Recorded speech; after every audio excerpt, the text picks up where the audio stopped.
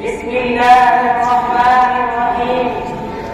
إنما يخشى الله من عباده العلماء إن الله عزيز غفور صدق الله العظيم جب وقت پڑا اسلام ہے تو ہم نے دیا جب وقت پڑا اسلام ہے تو ہم نے دیا اب آئی ہے رت میں بہار کہتے ہیں تیرا کام نہیں اسٹیج پر جب افروز اساتذہ کرام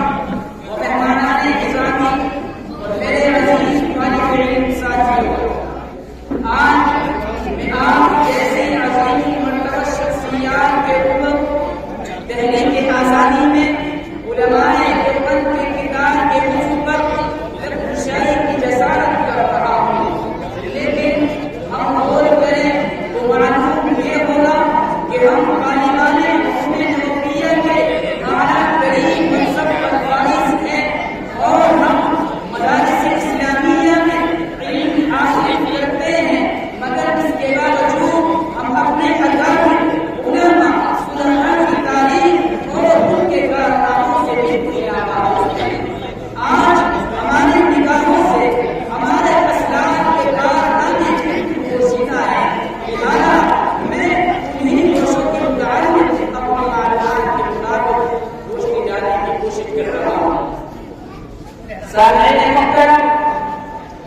آج جشن یوم آزادی کے موقع پر پورے ملک ہندوستان میں یہ آواز لگائی جا رہی ہے یہ صدا دی جا رہی ہے کہ آزادی ہند کی لڑائی صرف برادران وطن نے لڑی ہے لیکن حقیقت اس کے کہیں برعکس ہے آئیے میں آپ کو تاریخ سناتا چلتا ہوں تو سنیے عزیزان محترم 1857 میں جنگ آزادی کے سلسلے کو بیان کیا جاتا ہے جو کہ ایک منقوضہ ہے جنگ آزادی کا سلسلہ اس سے برسہ برس پہلے شروع ہوا ہے سن 1857 میں تو مسلم غیر مسلم ملک میں بسنے والے تمام طبقات کے لوگوں نے جنگ آزادی میں شرکت کی ہے لیکن اس سے برسہ برس پہلے مسلمان اور علماء کرام انگریز کے خلاف محاربے میں ہمیں مشغول دکھائی دیتے ہیں جس وقت میں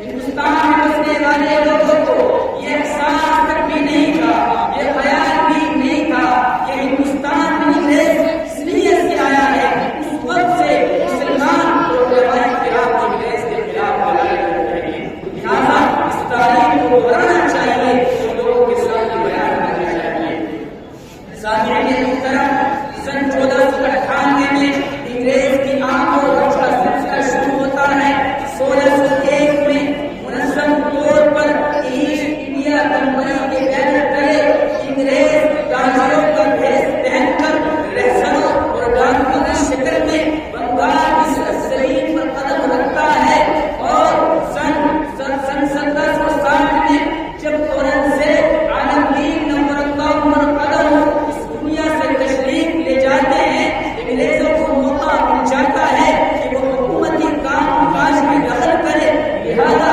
انگریز اپنے ارادوں اپنی نیتوں کا اظہار شروع کر لیتے ہیں لیکن اس وقت کی ہندوستان میں بسنے والے لوگوں کو یہ احساس نہیں تھا کہ ہندوستان میں انگریز کس نیت سے آیا ہے لوگ یہ سمجھتے تھے کہ انگریز ہندوستان میں محض کاروبار کی وجہ سے آیا ہے لیکن اس نے سب سے پہلے انگریز کی نیت کو بھانپا، انگریز کے مقصد کو محسوس کیا. وہ شخصیت حضرت مجدد الفیضانی سرہندی نور اللہ مرقدہ ہوئے. حضرت مجدد الفیضانی نور اللہ مرقدہ نے انگریز کے مقصد کو بھانپ لیا، سمجھ لیا، لوگوں کو سمجھایا، لیکن لوگوں کو اس بات پر یقین نہ ہوا کہ ایک انگریز کی چھوٹی سی جماعت جو برطانیہ سے آئی ہوئی ہے، جن کا مقصد تجارت کرنا ہے، لیکن حقیقت ان کا مقصد ہندوستان پر قابض ہونا ہے. لیکن لوگوں کو اس بات پر یقین نہیں ہو رہا تھا کہ چھوٹی سی جماعت ان کے ہندوستان پر کیسے قابض ہو سکتی ہے. لیکن حضرت مجدد الفیضانی نور اللہ مرقدہ کو اس بات کا علم تھا، اس بات کا ادراک تھا. لہذا حضرت مجدد الفیضانی نور اللہ مرقدہ نے اپنی اس فکر کو اپنے متبعین، اپنے تلامذہ اور اپنے شاگردوں کو بتلایا. لہذا یہ سلسلہ منتقل ہوتے ہوتے حضرت شاہ ولی اللہ حضرت دہلوی نور اللہ مرقدہ تک پہنچاتا ہے. اور حضرت مجدد الفیضانی، حضرت شاہ ولی اللہ حضرت دہلوی جب اس دنیا سے تشریف لے جاتے ہیں تو حضرت شاہ ولی اللہ حضرت دہلوی کے جانشین و فرزند حضرت شاہ عبدالعزیز